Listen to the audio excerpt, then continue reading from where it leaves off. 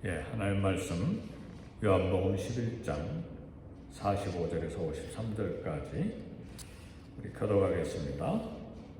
45절 마리아에게 와서 예수께서 하신 일을 본 많은 유대인이 그를 믿었으나 그 중에 어떤 자는 바리새인들에게 가서 예수께서 하신 일을 알리니라. 이에 대제사장들과 바리새인들이 공회를 모으고 이르되 이 사람이 많은 표적을 행하니 우리가 어떻게 하겠느냐? 만일 그를 이대로 두면 모든 사람이 그를 믿을 것이요 그리고 로마인들이 와서 우리 땅과 민족을 빼앗아 가리라니.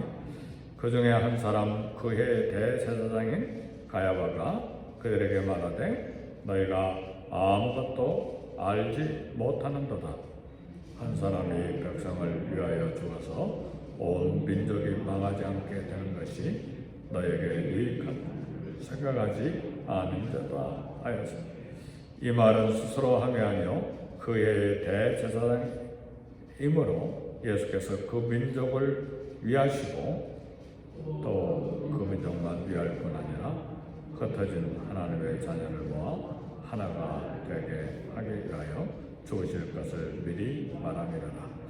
53절 합독합니다. 이날부터는 그들이 예수를 죽이려고 모의하니라. 아멘. 할렐루야.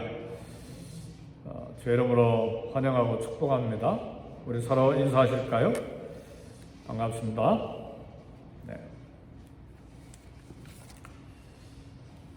베다니 마을에 사는 나사로가 죽은 지 나흘 4일이 되는데 우리 예수님이 나사로를 살리셨습니다. 주님 무덤에 도착하셔서 무덤 입구를 막고 있는 돌을 옮겨라 그렇게 말씀하셨습니다. 왜 예수님께서 무덤 입구의 돌을 옮겨주시지 않으셨는가? 왜 옮기라고 사람들에게 말씀을 하셨는가? 나사로를 살리는 것은 하나님이 하실 일이고 돌을 옮기는 것은 사람이 할 수 있는 일이기 때문에 그렇습니다. 돌을 옮기는 것은 우리가 해야 됩니다. 내 믿음, 내 생각을 가로막는 돌이 무엇인가? 오늘 저와 여러분들의 막혀있는 돌은 무엇입니까? 내 불신앙입니까? 아니면 내 불순종입니까? 아니면 내 고집입니까? 아니면 내 욕심입니까? 이 돌을 옮겨야 우리 하나님께서 죽은 자를 살리실 때 그 살림을 받은 나사로가 무덤 밖으로 나올 수가 있는 것입니다. 이 돌을 옮겨야 죽은 자의 부활을 체험하고 기적을 체험하게 되는 것입니다. 나사로가 무덤에 있은 지 나흘이 돼서 이제 나흘 만에 살아나서 무덤 밖으로 나왔을 때 많은 사람들이 큰 충격을 받았습니다. 죽음의 권세를 깨뜨리신 하나님의 아들, 생명을 살리신 하나님의 아들 예수님의 그 능력, 기적, 역사, 그분의 구원의 역사를 보고 큰 충격을 받았습니다. 그러나 이 기적에 대한 두 가지 반응이 나왔습니다. 오늘 이 부분에 대해서 우리 함께 생각하기를 원합니다. 모두 다 죽은 나사로가 썩은 시체인 나사로가 살아난 걸 모두 다 좋아하는 것이 아니에요.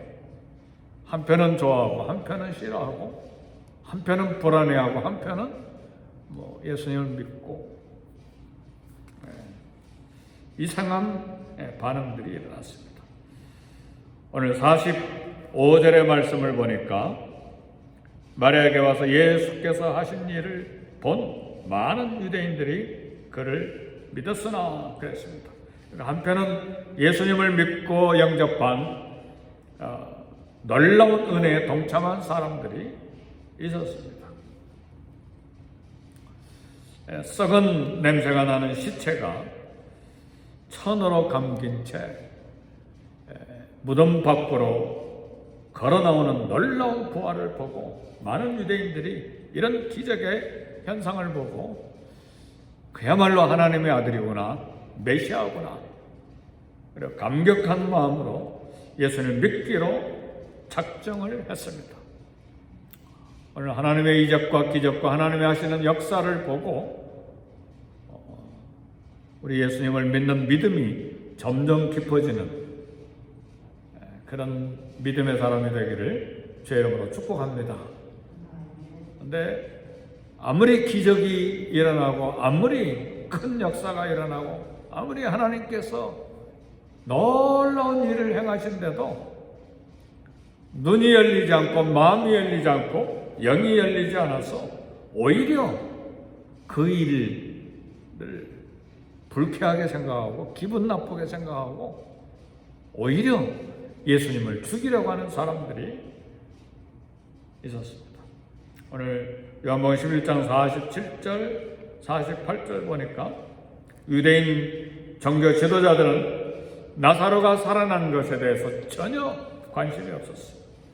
예수님이 하나님의 아들이여 메시아인 관심이 없었습니다. 오히려 그들은 공회로 모였어요. 공회는 사내들인 유태인들의 오늘날로 말하면 국회나 마찬가지인데 국회를 소집했어요. 70여 명인데 모여서 예수가 기적을 많이 행하니까 골치 아프다. 한마디로 이건 기분 안 좋다.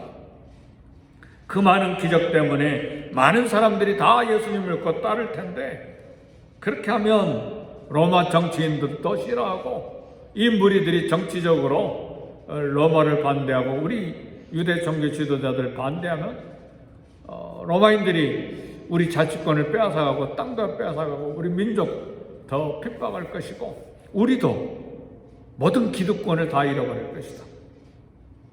생명이 살아난 것에 대한 놀라운 감격에 참 사로잡혀서 예수님을 믿는 것이 아니라 자기 이익, 내가 빼앗기게 된 명예, 내가 손해볼 것에 대한 것에만 마음을 집중한 사람들이 있었어요. 그래서 이 사내들인 공회 70명의 유대인 국회의원들은 뭘 결정했는가? 여기 53절을 보니까 뭐라고 이야기했습니까? 이날부터는 그들이 예수를 죽이려고 모의하니라. 이들은 대부분 바리새인들이고 물론 사두개인들도 있고 종교인들이고 이스라엘의 종교 지도자들인데 사람을 살릴 생각하지 않고 죽일 생각을 했어요. 사랑하는 성도 여러분, 예수님을 죽이자. 하나님을 만난 것, 예수님을 발견한 것, 자기 민족들이 수천 년 동안 기다려왔던 메시아를 만나고 발견한 것에 대해 관심 없고 오직 정치적인 욕망, 경제적인 이익, 그리고 자기 이익에만 집착을 했어요. 민족을 위한 채 하지만 실제는 자기들 기득권을 잃어버릴까 봐 메시아가 오면 다 그 권리를 메시아에게 다 옮겨드려야 되잖아요. 사랑하는 성도 여러분, 오늘도 우리가 예수님을 믿는데 우리 생각, 우리 행동의 동기가 무엇입니까? 하나님 나라와 진리와 예수님과 그리스도를 위한 것입니까? 첨예하게 내 이익과 그리고 나의 권리, 나의 기득권을 위한 생각과 행동입니까? 우리는 우리 마음을 잘 살펴봐야 돼요. 우리의 말을 잘 살펴봐야 돼요. 우리의 행동을 잘 살펴봐야 돼요.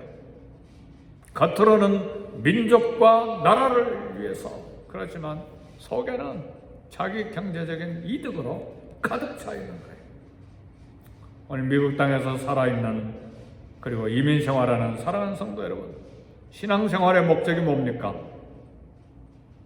물질이고 성공이고 자기 성취 욕망입니까? 그러면 바리새인들과 종교인들 똑같아요. 예수님 관심 없어요. 전도와 선교 관심 없어요. 내 이익, 내 자존심, 내 성취, 내 욕망, 이것을 따라 살다가 삶이 끝나버리는 거예요. 우리는 끊임없이 내 생각, 내 행동, 동기를 살펴봐야 돼요. 이것이 주님을 위한 일인가? 복음을 위한 일인가? 하나님 나라를 위한 일인가? 주님의 몸, 그리스도의 몸인 교회를 위한 일인가? 성도들을 위한 일인가? 이것을 살펴야 돼요. 그러지 아니하고 겉으로는 하나님 나라 교회 그렇게 이야기하지만 속 깊은 곳에는 자기 욕심이 사로잡고 있다면 우리 신앙생활은 바리새인들과 같이 종교 지도자들과 같이 외식하는 자요 주님께 책망받을 수밖에 없습니다. 끊임없이 말씀으로 기도 중에 나를 들여다봐야 합니다. 진실한 동기가 무엇인가? 양심에 솔직해져야 되고 진실을 대면해야 합니다. 진리가 자유를 줍니다. 다윗이 진실을 대면하는 순간이 왔어요. 부하 장군 우리아의 아내를 빼앗고 그리고 그것을 감추기 위해서 부하 장군을 죽였어요. 이때 다윗 앞에 한 사람이 나타났어요. 나단 선지자가, 나이 많은 나단 선지자가 바싹 마른 손가락을 가지고 다윗 왕을 치직하면서 당신이 그 도적이요. 나단 선지자가 부잣집에, 그리고 가난한 집에 양 빼앗아서 부잣집이, 가난한 집은 양을 딸처럼 품속에 넣고 키우는데 자기 집에는 양이 많은데 그걸 빼앗아 가지고 자기 집 찾아온 손님 대접했다고 하니까 막 다윗이 화가 나가지고 그 사람 죽어야 된다. 그 자는 4배나 갚아야 된다. 나단 선지자가 손가락으로 당신이 그 도둑놈이요. 진실을 대면할 기회를 준 거예요. 왕으로서 나단 선지자의 입막음으로 나단 선지자를 죽일 것인가? 아니면 무릎을 팍 꿇고 진실을 대면하고 회개할 것인가? 여기에 생명과 죽음의 순간이에요. 진리냐 거짓이냐? 다시 한번 하나님과 관계가 회복될 순간이냐, 영원히 멸망으로 빠져들어갈 거냐? 진리를 대면해야 돼요. 우리 생애 속에 늘 진실을 대면할 수 있기를 주의 이름으로 축복합니다. 진실을 외면하면 하나님과 관계가 깨어지고 죽을 때까지 영혼의 불안해요. 불안. 당장 왕권은 획득하고 물질은 얻고 내 체면은 살고 자존심은 살지만 그 영혼은 죽는 거예요. 혼란과 영혼의 방황과 두려움과 어둠은 계속되는 것이 진실을 외면하는 것입니다. 그러나 진실을 대면할 때 다윗이 무릎을 꿇고 내가 하나님 앞에 죄를 범했습니다. 진실을 대면하고 받아들였을 때 하나님과 관계가 회복이 됐어요. 그리고 왕권을 유지하게 됐어요. 그리고 영혼의 평안이 주어졌어요. 할렐루야. 그리고 그가 위대한 유대 민족의 왕으로 남을 수가 있었어요. 권력과 이익을 위해서 진실을 외면한 유대 종교 지도자들의 모습이 나의 모습이 아니기를 우리는 끊임없이 하나님 앞에 무릎 꿇고 기도해야 합니다. 왜? 우리도 얼마든지 진실을 외면하고 나의 이익에 집착함으로 그렇게 행동하고 생각하고 인생을 살아갈 수가 있기 때문에 진리를 속이는, 자신을 속이는 대가로 세상을 얻지만 그러나 그 세상 때문에 망한다 그 말이죠. 진리를 대면함으로 그리스도를 받아 믿고 자유와 생명과 영생을 얻어야 합니다. 사랑하는 성도 여러분, 여기에 하나님의 놀라운 섭리와 모략이 있습니다. 하나님은 종교 지도자들을 유기의 형벌을 하셨어요. 유기의 형벌이라면 어려운 말인데 죄를 짓도록 버려두셨다 그 말이에요. 유기견 할 때 버려진 개 그러잖아요. 유기의 형벌이라고 하는 건 죄를 짓도록 버려둔 것이 형벌이라 그 말이죠. 잠시 기득권을 유지하고 잠시 땅을 소유하고 잠시 물질 얻을 수 있는 그런 자기 포지션을 지켰는지 모르지만 그 종교 지도자들의 탐욕, 불의, 죄 그것 자체가 형벌이었다 그 말이죠. 그리고 하나님은 어떻게 하셨는가? 그 어둠의 세력을 바꿔서 세상 죄를 지고 가는 하나님의 어린 양, 유월절 어린 양을 준비하셨다는 말이죠. 세상이 아무리 악을 선택하고 자기 이익과 기득권을 위해서 불의를 행한다 할지라도 결국은 하나님이 승리하십니다. 사단과 유대 종교 지도자들은 자기들의 이익 때문에 예수님을 십자가에 못 박아 죽이는 데까지 나가서 우리가 승리했다고 말하지만 십자가야말로 하나님의 승리이십니다. 아멘 할렐루야. 그 십자가를 통해서 예수님은 인류를 구원하시는 하나님의 뜻을 성취하시고 하나님께서는 그 십자가를 통해서 우리를 사랑하신 사랑의 확증을 하신 것입니다. 그래서 오늘 저와 여러분들이 구원받은 거예요. 사단이 승리한 것 같지만 처절한 실패요. 그의 머리가 깨진 거예요. 결국은 하나님의 승리요, 우리 예수님의 승리이십니다. 예수님은 바로 십자가에 어린 양으로 죽기 위해서 이 땅에 오셨거든요. 그 일을 종교 지도자들이 한 거예요. 자기들이 이긴 것 같았지만 결국은 실패했다는 거죠. 그러니까 사단은 계속해서 실패합니다. 혹시라도 손해본 일이 있습니까? 손해 당하세요. 주님을 위해서, 주님의 이름으로, 진리를 위해서. 결국은 하나님이 합력해서 선을 되게 하십니다. 믿으십니까? 하나님을 사랑한 자 곧 그 뜻대로 부르심을 입은 자들에게는 모든 것이 합력하여 선을 이루느니라. 누가 그렇게 반전의 역사를 이루십니까? 하나님이 하시는 거예요. 역사를 주관하시는 하나님. 결코 패배 아니고 결코 손해 아닙니다. 실제로 우리가 모함을 당하고 생명이 끝나고 더 이상 생존할 수 없다 할지라도 하나님은 승리하십니다. 그걸 통해서 선을 만드시기 때문에 역사가 그렇고 하나님의 모든 하시는 일에 하나님의 주권자이시기 때문에 선을 악으로 이기는 우리가 되어야 됩니다. 이것이 하나님의 모략입니다. 사랑하는 성도 여러분, 예수님을 믿되 끝까지 믿기를 죄영으로 축복합니다. 그 이야기는 구원받기 위해서 끝까지 믿으라고 하는 것이 아니라 그 구원은 이미 우리가 받았어요. 예수님을 끝까지 신뢰하라 그 말이죠. 감옥에 들어가고 내가 죽는 한이 내 사업이 실패가 되고 내가 명예가 땅에 떨어지는 한이 있더라도 끝까지 예수님을 신뢰해야 돼요. 왜요? 우리 하나님은 선하신 분이에요. 결국은 하나님이 승리하시고 결국은 진리가 빛을 보게 돼요. 잠잠하고 참아 기다리라. 하나님을 기뻐하라. 자가 의를 이루시고 내 길을 인도하신다. 시편 37편의 말씀입니다. 오늘 하나님은 악을 선으로 바꾸셔서 우리의 구원을 성취하시고 하나님 영광을 받으십니다. 그 일에 쓰임받는 저와 여러분들이 되시기를 주의 이름으로 축복합니다.